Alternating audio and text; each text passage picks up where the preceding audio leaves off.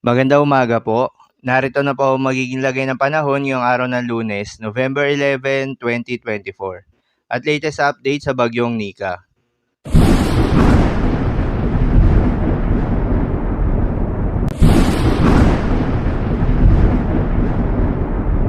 Sa kasalukuyan na tayo sa pag-asa, ang bagyong Nika ay patuloy na lumalapit sa kalupaan ng Luzon, kaya naman itinaas na rin ng Tropical Cyclone Wind Signal number 3. Ang bagyong Nika ay huling namataan sa layong 265 kilometers east ng Baler, Aurora.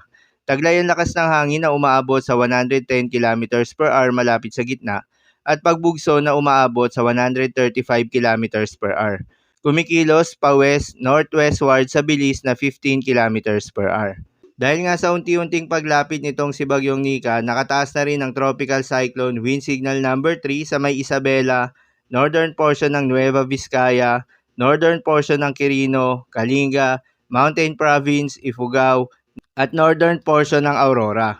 Habang Tropical Cyclone Wind Signal number 2 naman sa may Ilocos Norte, Ilocos Sur, La Union, northeastern portion ng Pangasinan, Apayao, Abra, Benguet, northwestern, central at southern portion ng Cagayan, nalalabing bahagi ng Quirino, nalalabing bahagi ng Nueva Vizcaya, central portion ng Aurora at northern portion ng Nueva Ecija.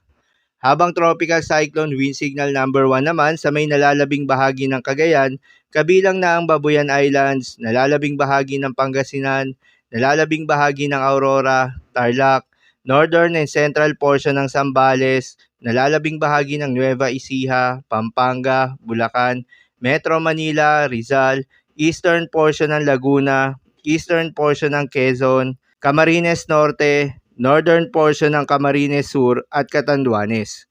Ang pinakamataas na tropical cyclone wind signal na itatahas dahil sa bagyong Nika ay wind signal number 4.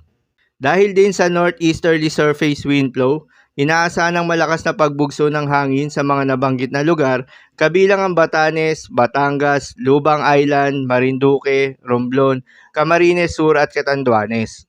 Habang asahan naman ngayong araw ang intense to torrential rain sa may Apayao, Cagayan, Kalinga, Mountain Province, Ifugao, Isabela at Aurora. Heavy to intense rains naman sa Ilocos Norte, Abra, Ilocos Sur, Benguet, Nueva Vizcaya at Quirino. Moderate to heavy rains naman sa may La Union, Pangasinan, Nueva Ecija, Tarlac, Quezon, Camarines Norte, Camarines Sur at Catanduanes. Pinapayuhan ng lahat ng mga residente sa mga lugar na maapektuhan na maghanda at mag-ingat sa mga posibleng pagbaha at pagguho ng lupa. Para naman sa magiging galaw at lakas nitong si Bagyong Nika, inaasahang gagalaw ang Bagyong Nika sa direksyon na west-northwestward sa forecast period. Posible itong maglandfall sa Aurora o Isabela area ngayong umaga o mamayang hapon. Kaya naman asahang mararamdaman ng bagyo sa malaking bahagi ng Luzon. Inaasahang tatahakin nito ang kalupaan ng mainland Luzon hanggang mapadpad ito sa West Philippine Sea mamayang gabi. Pagkatapos nito ay inaasahan nitong magpapatuloy na gagalaw sa direksyon na west-northwestward hanggang makalabas ng Philippine Area of Responsibility bukas ng hapon.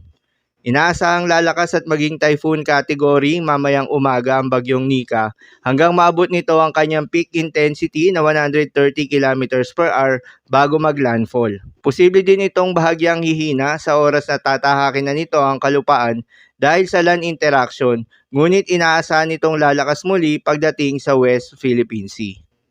Paalala lamang po na ang mga nasabing forecast ay posible pa pong magbago.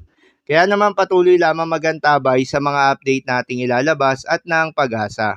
Para naman sa magiging lagay ng mga dagat baybayin, ayon sa pag-asa ay may nakataas tayo na gale warning sa may eastern coast ng Cagayan, Isabela, Quezon, kabilang na ang Polillo Islands, Camarines Norte, northern and eastern coast ng Camarines Sur at northern coast of Catanduanes.